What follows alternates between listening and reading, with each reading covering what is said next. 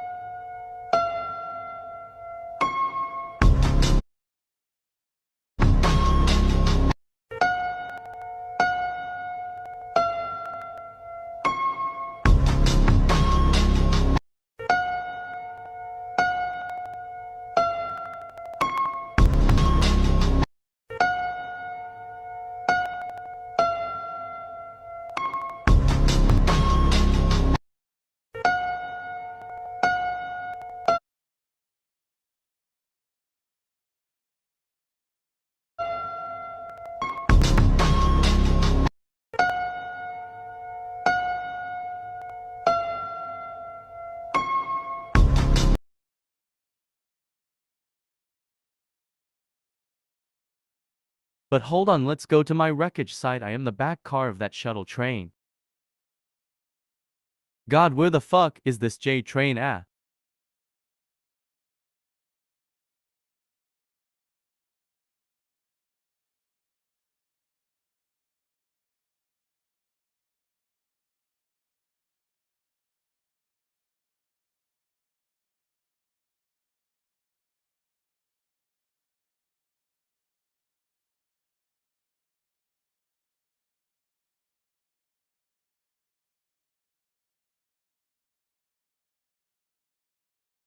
Sorry I was late, big bro. I had to get the screen recording.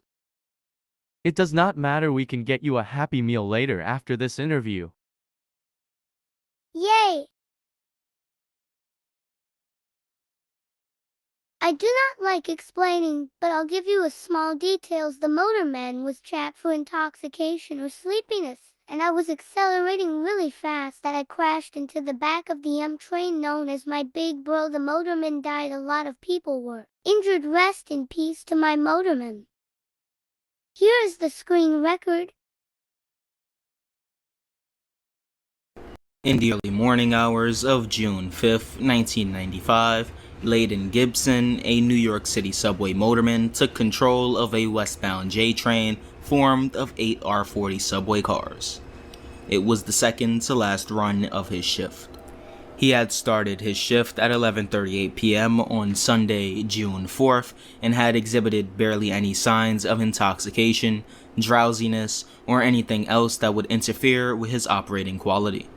That was until the aforementioned second to final run of his shift, when he reportedly fell asleep as his train crossed the Williamsburg Bridge. In this video, I tell you the story of the Williamsburg wreck. Consider liking, subscribing, and becoming a channel member if you enjoy this video.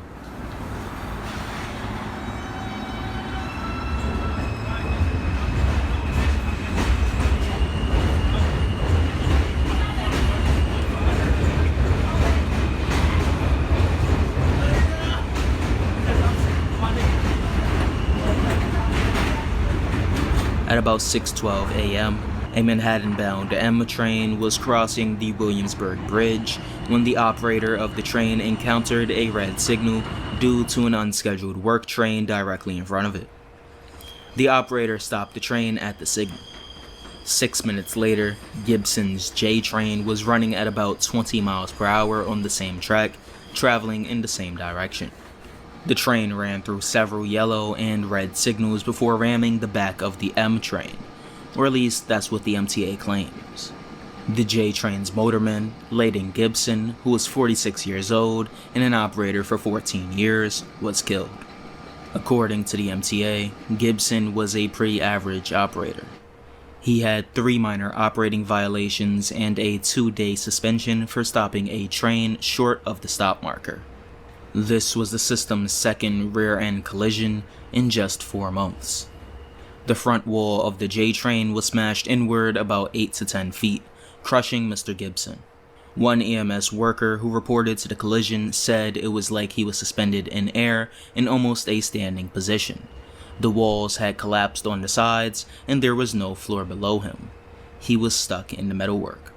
It took upwards of 20 minutes for rescue workers to get the motorman out of the wreckage, and when they did, they pronounced him dead at the scene and said that he almost certainly died instantly. Drug and alcohol tests on Gibson's blood after the incident were reportedly negative, and investigators could not figure out why he could not see the stop train ahead of him. They eventually pinned the blame on Mr. Gibson falling asleep while operating the train. 54 passengers in total were injured, including one who was critically injured. One passenger who was riding in the last car of the AMA train at the time of the accident said that he went flying across the floor and was left with scratches and bruises on his arms and legs. Another passenger, traveling in the first car of the J train, said that the train appeared to have a close call with the AMA train near the Myrtle Avenue station in Queens, when the train was forced to stop abruptly because it was too close to the train in front of it. The force of the crash actually lifted the aforementioned last car of the AMA train 2 feet off its carriage. One passenger described the collision as total chaos and that it sounded like an explosion. While investigators pinned the blame on Mr. Gibson being asleep at the time of the incident, along with the signals on the Williamsburg Bridge, which, might I add, were over 3/4 of a century old, what if I told you that might have not been the real story? There is some speculation that Mr. Gibson didn't actually fall asleep on the job. For this, we must go back to the 1980s. The decade had seen a culmination of technical improvements to the systems on board the various train fleets around the system. This included the train set of R40 subway cars Mr. Gibson was operating. These quote-unquote improvements involved changes to the braking systems. Long story short, the in-shot valves, which main purpose was to eliminate the time spent for the mechanical linkages of the brakes to apply, were removed. Now, the consequences of this meant that some trains, particularly the R62 and R68A subway cars, have delayed brakes, making it more difficult to stop at the correct points. Now, you may be sitting there asking, well, wasn't Gibson operating an R40? And yes, he was, and while the effect to normal service braking was negligible, emergency braking was severely affected. Without an in-shot valve during service braking and an emergency application, we introduce about 1.6 seconds of freewheeling axle time while air fills the brake cylinders. Those 1.6 seconds may not seem like much, but at 55 miles per hour, the top speed of New York City subway cars, that's over 80 feet added to the stop of the train you've modified. That's more than the length of an R46 subway car, and clearly enough distance to have killed Mr. Gibson, even at the reduced 20 miles an hour he was traveling at. Even if the signals had failed, Mr. Gibson could have been wide awake at the time of the accident and had been unable to stop his train due to the delay in braking. Who knows, the transit authority may not have been telling the full story. Remember, around this time, the system was just coming back from decades of fires, graffiti, and derailments. The last thing they needed was the newspapers telling everyone that the trains had faulty brakes. This collision, along with the Union Square wreck of 1991, contributed to the installation of timer signals across the system. These signals regulate a train's speed, and if one happens to be traveling over the speed limit, the signal will stay red, and should the train pass the red signal, its brakes will be tripped, forcing the train to stop. Recently, however, the MTA has started to raise the speed limits in the system and remove some of the timer signals as a part of Andy Byford's Save Safe Seconds initiative.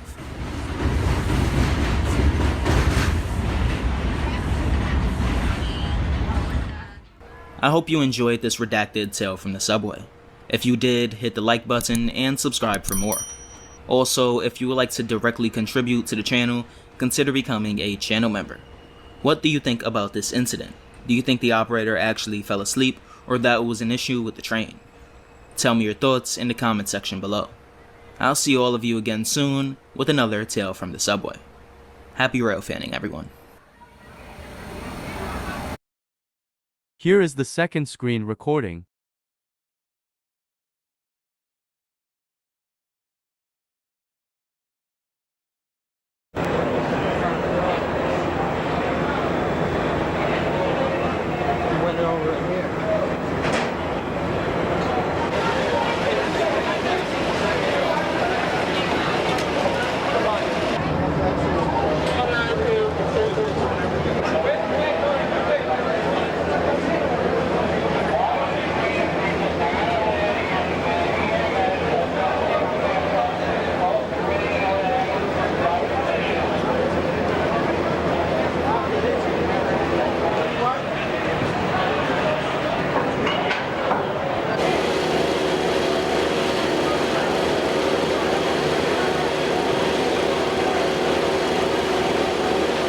I was reading a book from I got from the church yesterday, and all of a sudden this big jump. Next thing, everybody was going everywhere. And there was some guy screaming on the train, running back of the train, yelling, "The train crashed, the train crashed." And everybody was panicking when he started yelling that. So I told him, stop doing that. You're just gonna panic everybody else. Just stay calm. Let's find out what happened. There was a guy with a cellular phone. I told him, get on the phone and call 911. And he called 911. Then I went back and they were dragging some guy out.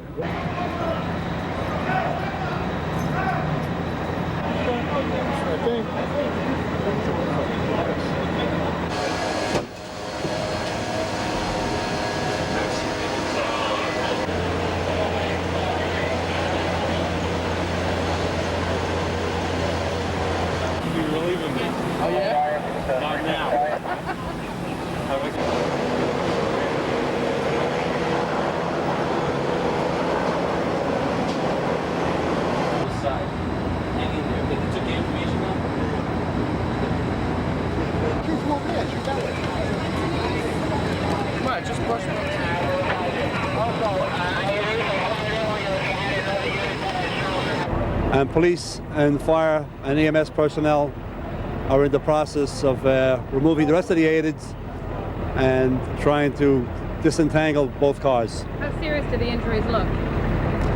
They look basic collision injuries, looks like back and neck. That's all I can tell at this time. Doesn't look too serious as far as the injuries. Unfortunately, we have the motorman DOA.